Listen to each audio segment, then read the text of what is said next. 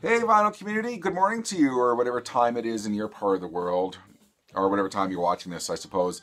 If you're so inclined, stay to the end of the video. I have a turntable to show you that I picked up the other day, and it's a really nice one.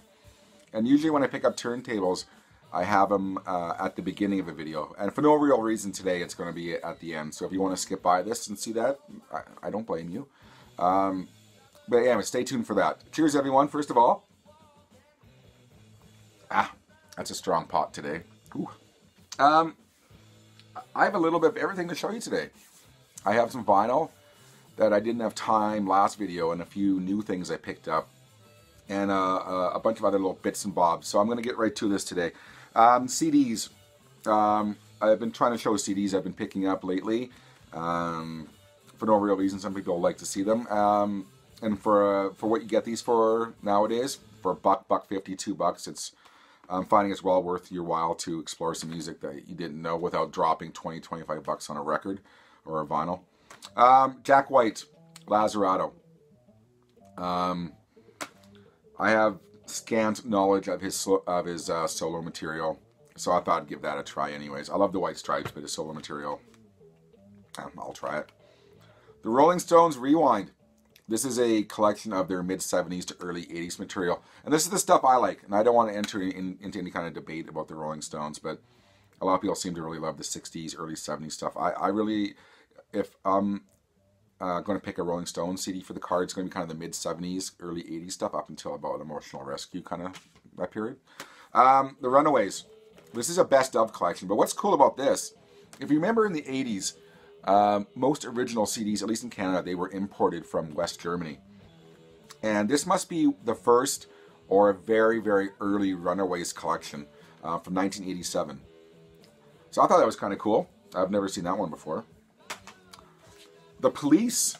I have all the Police CDs. I have that Message in a Box set. So this is just convenient to bring in the car when I need a quick police fix.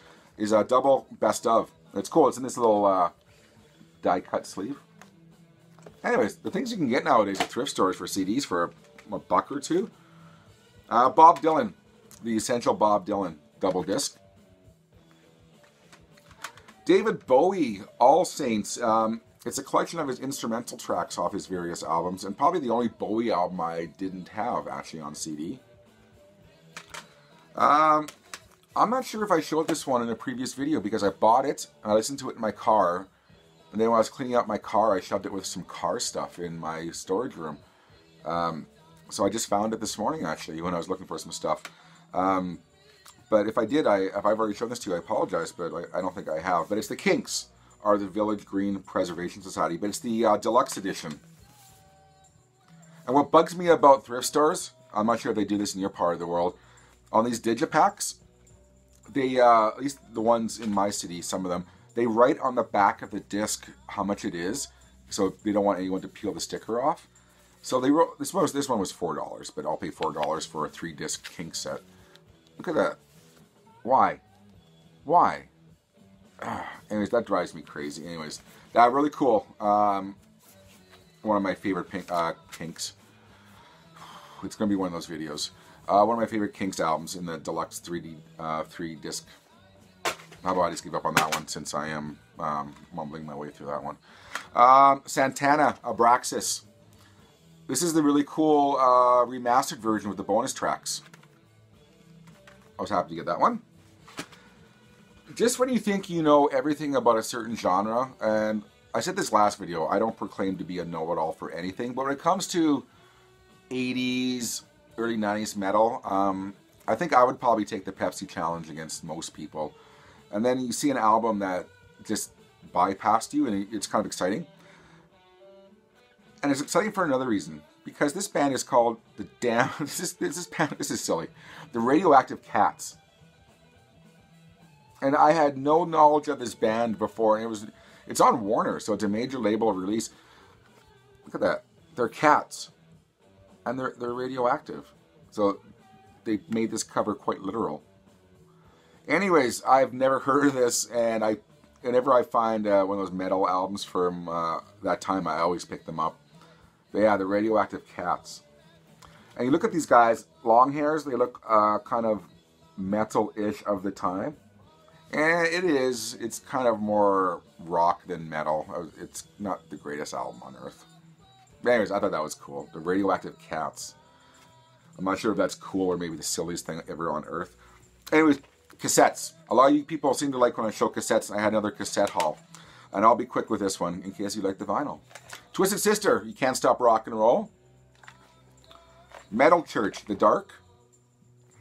There's a couple cool ones at the end. I'll save those ones at the end. The Rolling Stones, Sucking in the 70s.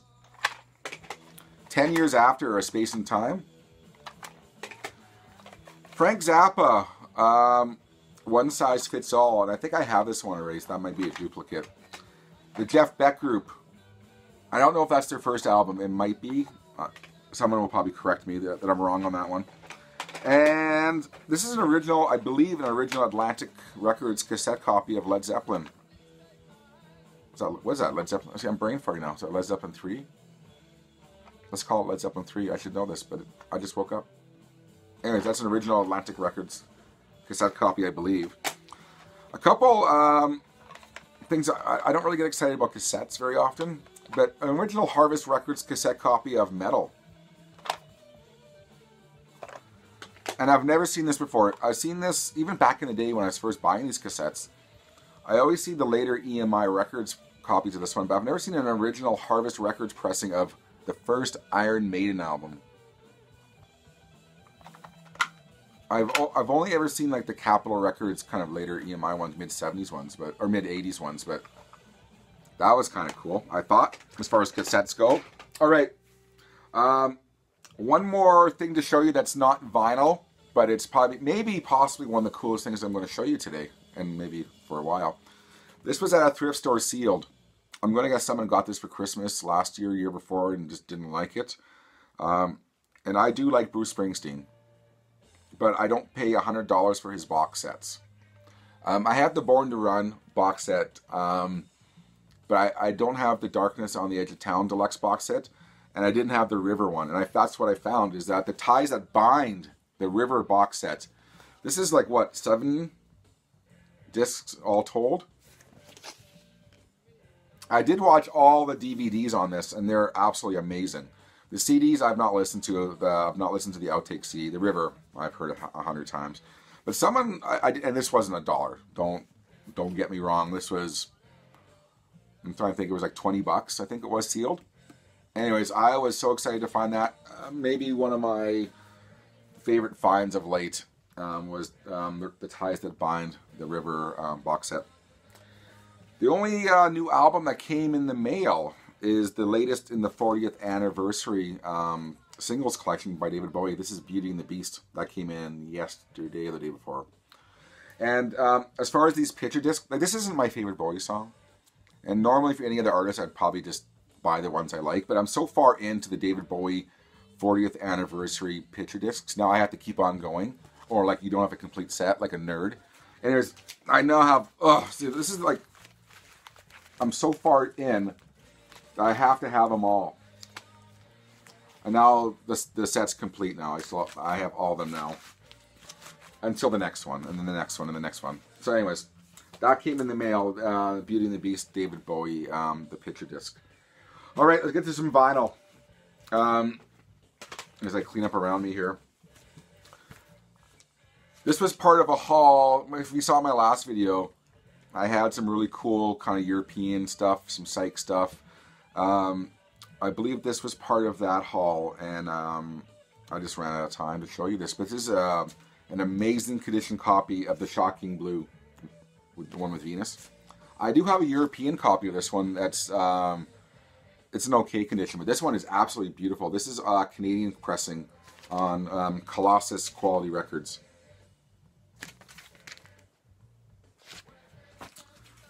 Okay, a couple of metal albums, actually 3 metal albums. These are really cool. Alright, so, and they kind of tie together somehow. I'll show you in a second. I got a copy, an original pressing of Megadeth, Peace Sells. This might be my screen cap. Anyways, notice the punch hole? Okay, I'll get to that in a second. So anyways, that's an original Combat Records, Capitol Records pressing. And then in the same haul, which made me think that, I don't know why in my mind I try to tie these finds together and why certain albums are donated, and I don't know. I got nothing else to think about. I got a copy of Wasp Inside the Electric Circus with the same punch hole. So I'm thinking an ex-EMI Records or Capitol Records rep might have donated some albums because it's the same record label, same punch holes. These are promo copies. So anyways, that's kind of what I figure anyways. I've had a few hauls where I definitely know it's all an old record rep who donated a bunch of records. They're all the same record label. They're all promo marked.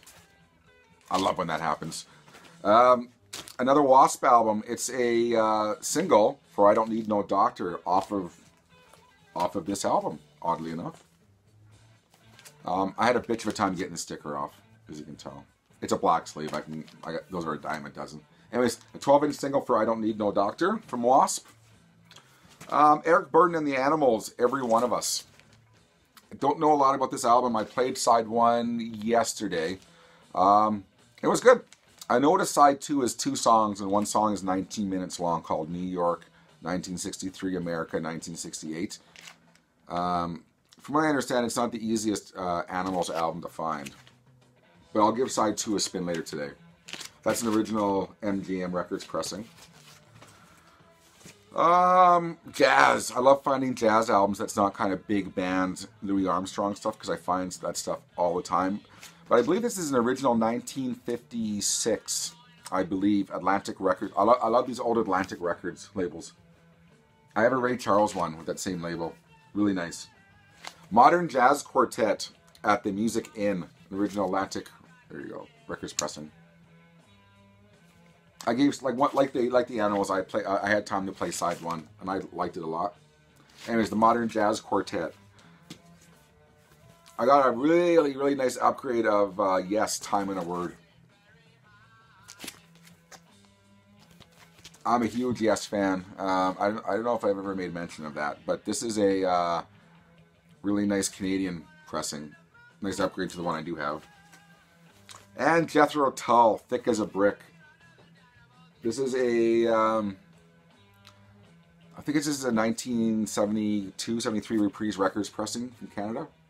Nice gatefold. And what are the headlines? And I'm not sure, someone told me once that the headlines are different on different pressings. And I think that's maybe not true. I'll have to Google that when I'm done. I'm not sure if all these, maybe on reprints, because they weren't gatefolds, maybe the headlines were altered somehow, I don't know. Tony Joe White. I know the name. This was just part of it, and for $1 I wasn't going to pass it up. Like I said, I don't know the album, I know the name. Tony White Continued. This is an original Monument Records pressing. If you know Tony Joe White, please tell me. Apart from the name. The Guess Who, Rockin'. I think this is maybe one of their later albums after the Bachman brothers left. At least Randy Bachman anyways. But Burton Cummings is still there. The voice is still there.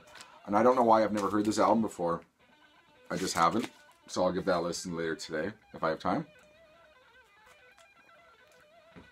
And I'll have a lot of time this week, by the way. I buggered up my back again, so I've had to take a week vacation to rest her up. I just had a vacation. I went back to work. And lo and behold, I buggered up my back again. So I'll have a lot of time this week to rest and listen to some records. All right, Patrick O'Hearn. I picked this up because it was cheap. But I know Patrick O'Hearn from a couple of groups. He used to be in the Frank Zappa group, one of the later incarnations. So right now, you know, musically it's going to be pretty stellar. And then in the 80s, he went on to form the new wave band Missing Persons. His solo material is ambient electronic music, so it's not really anything to do with Zappa or Missing Persons. It's a whole thing of its own. And didn't know what to expect. I just picked it up on name alone, and it's pretty good for that genre, the electronic ambient kind of stuff. Patrick O'Hearn. By the way, it's called Between Two Worlds, if I didn't tell you that already. Pretty decent. The Bluebells Sisters. I pick up anything 80s that's on Sire Records. It's usually going to be pretty good. The Bluebells is one of those bands that just kind of bypassed me in the 80s. They're from Scotland. And it was okay. It didn't blow me away. They have a single called Calf that was on this album that most people seem to know who are into 80s music. And that's okay. It didn't blow me away by any means. God, I hate showing... well, see, this is going to lead to a debate. Anyways, people on the vinyl community forums, they have debates whether it's okay to show albums by people who later on turned out to be criminals, like Phil Spector, Bill Cosby. I would never show a Bill Cosby album. But I'm going to show you a Gary Glitter album because I just didn't have this one. It has Rock and Roll Part 1 and 2. And we all know what a scumbag Gary Glitter turned out to be. But having said that, I'm a huge collector of 70s glam stuff, T-Rex, Sweet, etc., etc., Slade. And I've never found a really good copy. This is not rare to find by any stretch of the imagination, but I just never had a really nice copy of Gary Glitter. What's it called? Oh, it's called Glitter. Sorry. Anyways, that's a touchy subject. One I choose not to enter into. I in no way condone his behavior. I think it's disgusting, but the music's still there to enjoy. Joe Jackson, but an album that a lot of people don't talk about because it's a soundtrack album, and a lot of people seem to forget that he actually has an album that is a soundtrack, and I'm kind of mumbling here. But anyways, this is a soundtrack for a movie called Mike's Murder, which is utterly forgettable, that no one remembers, and maybe that's why people forget that. It's actually a Joe Jackson album. He did all the songs on this album. So, this when you think you have all the albums by certain artists, you realize, oh, I forgot about this one. Anyways, that was, what was that? That was $2. I haven't listened to it yet, so I can't vouch for if it's a good Joe Jackson album. I'm going to try to censor myself a bit and kind of speed this along here. I love to show French albums, so now you can probably skip to the record, the turntable. Some people enjoy when I show French music. And because, like I said last video, you never know what you're going to get with French language stuff in the 70s. And these turned out to be really good. It's an artist named Boule Noir, and it's parts 1 and 2. And it's really, really good funk music with French language vocals on some of the songs. But like I said, you just never know when you pick these up for $1. You just never know what you're going to get. And you follow your gut. And I really, really enjoyed these two albums, parts 1 and 2 of Boule Noir. If you're from Quebec or if you happen to know these guys, let me know. Alright, I'm trying to think of anything else I didn't show you. Because there's piles of shit laying around all around me. I think that's going to be it. Anything I might have forgot, I'll do next video. So I'm going to sign off here. We're going to go to this turntable to show you. And we'll see you next time. Thanks, everyone. Take care. And stay tuned for the turntable. So here's the turntable I picked up the other day. Just for ease of filming, I've taken the dust cover off already. But it's an absolutely beautiful condition dual 1218. I'm not sure if you can pick that up there. There's really nothing I had to do to it when I picked it up other than I ran a cloth across it. And I'm not sure if the camera will pick up the dust cover properly, but it's not a mark on it. It has all the original accessories to it. It's got the adapter and it's got the original spindle. And it's got a pitch control. It does play 78s, which I'll probably never do. So it's 3-speed.